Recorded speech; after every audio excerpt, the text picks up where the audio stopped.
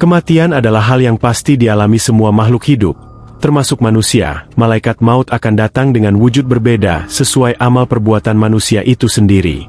Malaikat maut pasti akan mendatangi manusia, sebagaimana firman Allah dalam Al-Quran Surat As-Sajdah ayat 11, yang artinya, katakanlah, malaikat maut yang diserahi untuk mencabut nyawa akan mematikanmu, kemudian hanya kepada Tuhanmulah kamu akan dikembalikan. Pembagian golongan manusia. Mengutip buku Lentera Kematian, dijelaskan bahwa manusia terbagi kepada 3 golongan, yaitu golongan manusia muslim yang beriman, golongan manusia munafik, dan golongan manusia kafir. Golongan manusia beriman.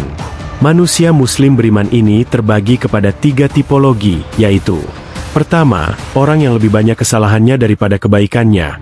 Tipe ini disebut zalimun li nafsi. Termasuk dalam tipe ini adalah orang yang melakukan dosa besar atau maksiat dan mati sebelum bertaubat, orang munafik yang masih ada imannya, dan orang-orang yang menyia-nyiakan sebagian kewajiban dan melakukan perbuatan yang diharamkan. Mereka ini masih tetap dimasukkan ke dalam surga, karena masih ada keimanan terpatri dalam jiwanya.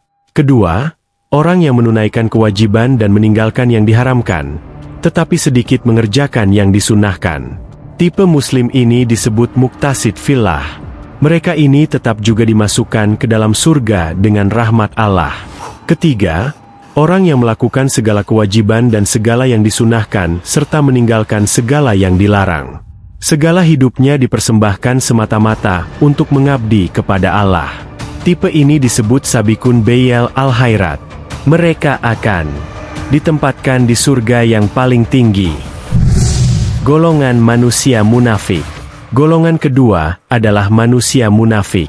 Manusia munafik ini terbagi kepada 2 macam, yaitu: pertama, orang yang mengaku beriman kepada Allah dan hari kiamat secara lisan, tetapi batinnya menyembunyikan kekafiran. Orang yang seperti ini digolongkan sebagai orang yang kafir.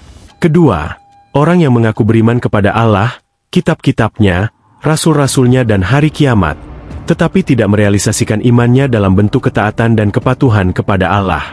Orang ini masuk dalam bagian golongan muslim beriman, sebagaimana dikemukakan di atas. Golongan manusia kafir. Golongan ketiga adalah manusia kafir. Mereka ini adalah golongan manusia yang tidak beriman kepada Allah, malaikat-malaikat, kitab-kitab, rasul-rasul dan hari kiamat, serta tidak mengakui Nabi Muhammad sebagai rasulnya. Golongan munafik murni termasuk dalam golongan orang kafir. Wujud malaikat saat mencabut nyawa manusia. Dalam proses pencabutan nyawa 3 golongan manusia di atas, malaikat maut membaginya kepada 2 bagian, yaitu pertama manusia muslim beriman dan kedua manusia kafir dan orang yang jahat. Ketika berhadapan dengan 2 macam manusia ini, malaikat maut tampil dengan wajah yang berbeda dan tata cara pencabutan yang berbeda pula. Golongan manusia muslim beriman, atau dalam bahasa Al-Qur'annya sabikun bil khairat, maka malaikat maut datang dengan wujud rupa yang tampan dan bersikap lemah lembut dalam proses pencabutannya. Sedangkan golongan manusia kafir dan orang yang jahat kelakuannya, zalimun li nafsihi, muqtasid dan munafik, maka malaikat maut datang dengan rupa yang menyeramkan dan menakutkan serta bersikap kasar pula dalam proses pencabutannya. Perbedaan penampilan wajah dan tata cara pencabutan ini merupakan arahan langsung dari Allah kepada malaikat maut dan para pembantunya, seperti termaktub dalam surat An-Nazi'at ayat 1 dan 2. وَالنَّزِعَةِ غَرْقًا وَالنَّشِطَةِ نَشْطًا. Yang artinya, demi malaikat-malaikat yang mencabut nyawa dengan keras, dan malaikat-malaikat yang mencabut nyawa dengan lemah lembut. Seseorang yang dicabut nyawanya secara lembut tentu ada penyebabnya.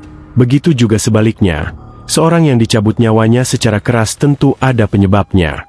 Seorang manusia kafir dan orang jahat dicabut ruhnya secara keras karena keingkaran dan kedurhakannya kepada Allah.